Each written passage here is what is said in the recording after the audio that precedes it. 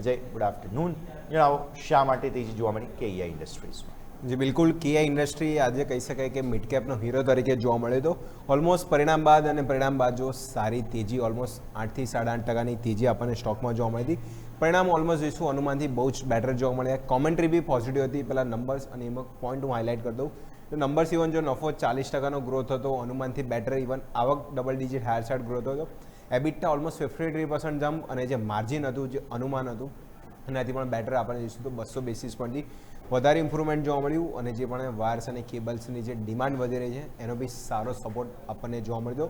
જે કોમ્પિટિશનના લીધે થોડું અહીંયાથી જોવા મળ્યો. કોમ્પિટિશન ફિલહાલ અત્યારે જોઈએ તો કોઈ લેગ જોવા મળ્યો નથી. એના લીધે જો નંબર્સ ઇમ્પ્રુવમેન્ટ સારા જોવા મળ્યા. જે ડેટા સેન્ટર થીમ, એઆઈ છે, ડિફેન્સ, ઓલમોસ્ટ રેલવે, બધા સેક્ટરમાં જો કેબલની આપણને ડિમાન્ડ પડવાની છે. અને સાથે જે ઓપ્ટિકલ ફાઇબર કેબલ છે, જે EVH કેબલ આપણે કહી શકાય, જે એક્સ્ટ્રા હાઈ વોલ્ટેજ કેબલ છે આપણે કે એની ડિમાન્ડ અહીંયાથી સતત વધી રહી છે. જે એક્સ્ટ્રા હાઈ વોલ્ટેજ ડિમાન્ડ આપણે એટલે જે કહીએ છીએ કેબલ, એમાં જો માર્જિન હંમેશા ઊંચું રહે છે અને ઊંચા માર્જિનને લીધે માર્જિન ઇમ્પ્રુવમેન્ટ સારું છે અને નંબર્સ ઓલમોસ્ટ અહીંયાથી પોઝિટિવ સાઇડ જોવા મળ્યા હતા. અને જે સાણંદ પ્લાન્ટની વાત કર્યા હતો તો હવે ત્યાં જે નવું ઇન્વેસ્ટમેન્ટ કર્યા છે એના લીધે જો એમ એક્સપાન્શન અને ખાસ કરીને એ લોકો જો ઓલમોસ્ટ અંદાજિત છે કે એનાથી એમનું જે આગળના ક્વાર્ટર ઓલમોસ્ટ FY27, 28 ઓલમોસ્ટ 29 સુધી એમણે કીધું છે કે પોઝિટિવ અહીંયાથી મોમેન્ટમ કે ગ્રોથ અહીંયાથી એમનો ડબલ ડિજિટ અહીંયાથી રહેશે.